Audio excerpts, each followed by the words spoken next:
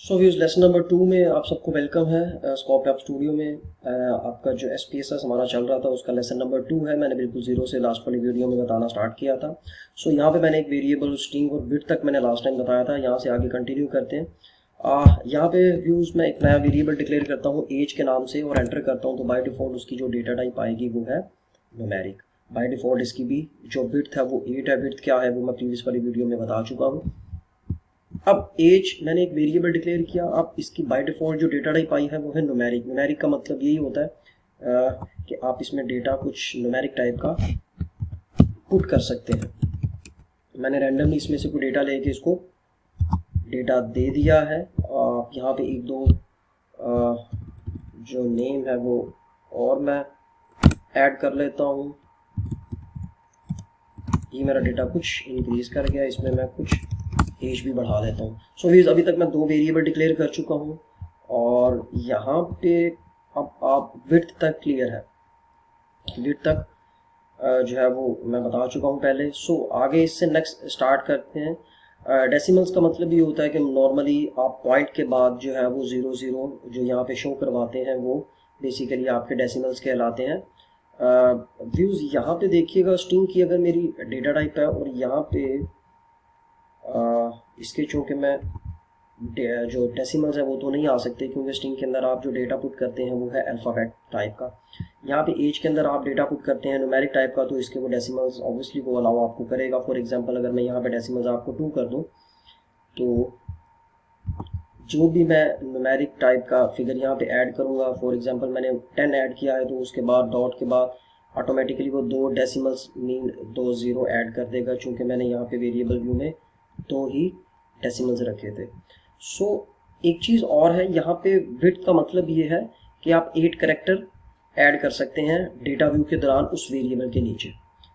अब व्यूज़ अगर मैं यहाँ पे न्यूमेरिक पर आता हूँ और न्यूमेरिक के ऊपर अगर मैं ये विड्थ को इम्प्लीमेंट करता हूँ, फॉर एग्जांपल मैं इसको 3 कर देता हूँ तो एंटर करूँगा और मैं डेटा व्यू पर आता हूँ तो व्यूज़ यहाँ पे अगर मैं 1 2 3 ऐड करूँगा तो वो एक्सेप्ट करेगा क्योंकि मेरे कैरेक्टर 3 है, ऑब्वियसली उसको करना चाहिए। 1 2 3 4 अगर मैं करता हूँ तो उसको भी वो ऐड करेगा क्योंकि यहाँ पे अब मेरी विड्थ 3 थी लेकिन उसने डेटा व्यू के अंदर न्यूमेरिक एज जिसकी डेटा टाइप मैंने रखी थी उसके अंदर उसने 4 कैरेक्टर भी व्यूज जो है वो एक्सेप्ट कर लिए हैं। सो इसकी रीज़न ये है कि आप ये चीज़ याद रखिएगा कि जब आप न्यूमेरिक टाइप की जो डेटा टाइप है उसके ऊपर जो विड्थ कंस्ट्रेंट है वो एप्लीकेबल नहीं है। ये बाय डिफ़ॉल्ट एक फीचर है SPSS का।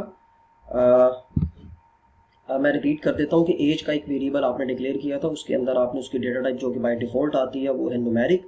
आप न्यूमेरिक के ऊपर विड्थ इंप्लीमेंट नहीं कर सकते क्योंकि ये बाय डिफ़ॉल्ट उसका एक बिल्ट इन फीचर है कि width constraint not applicable on data type of numeric in all versions of SPSS।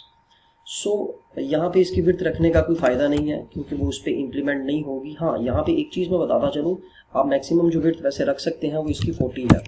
वो एक अलग बात है कि 40 तक आपको डेटा लिखेंगे नहीं और ना ही रखने का कोई फ़ायदा है क्योंकि विड्थ कंस्ट्रेंट तो अप्लाई हो नहीं रही। लेकिन व्यूज़ यहाँ पे कुछ बताना चाह रहा हूँ वो ये कि अगर मैं इसकी 41 करता हूँ विड्थ तो एंटर करता हूँ तो मुझे एक पॉपअप को शो करता है, वो कहता है please enter N integer between 1 and 40। इसका मतलब ये है कि आप 1 से लेकर 40 तक मैक्सिमम न्यूमेरिक टाइप के जो एक कैरेक्टर है उसके डिजिट की लेंथ जो है वो रख सकते हैं।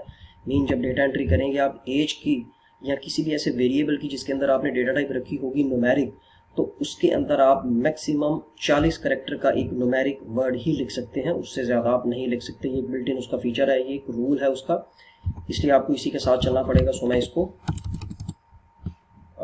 3 ही रहने देता हूँ। डेसिमल्स मैं आपको बता चुका हूँ कि जो भी न्यूमेरिक डिजिट आप एंटर करेंगे उसके बाद उतने डेसिमल्स आ गए हैं। आप नहीं भी रखना चाहते तो इट्स ओके, इसको 0 कर दें आप तो ये ख़त्म भी हो जाएंगे। डेटा व्यू पर आए तो देखिए मैंने डेसिमल्स इसके ख़त्म कर दी हैं। सो व्यूज़ एक चीज़ और मैं बताता चलूँ, यहाँ पे फॉर एग्जांपल यहाँ पे देखिएगा 1 2 3 और 4 मेरे 4 नेम के अंदर डेटा है 4 सीरीज़ तक और मेरे पास 2 की एज ज़्यादा है। अब मैं कोई डेटा अगर डिलीट करना चाहता हूँ, वेरिएबल की डिलीशन मैंने लास्ट वाली वीडियो में बता दी थी, तो यहाँ पे मैं बता देता हूँ कि जो डेटा आप डिलीट करना चाहते हैं उसकी सीरियल नंबर पे आके राइट क्लिक करें और क्लियर का एक ऑप्शन है 4th नंबर पे, उसको क्लियर कर दें तो आपका डेटा रिमूव हो जाएगा। एक चीज़ व्यूज़ याद रखिएगा, आपका जो डेटा है वो डेटा व्यू से ही सिर्फ डिलीट हो सकता है और आपका जो वेरिएबल है वो सिर्फ वेरिएबल व्यू से ही।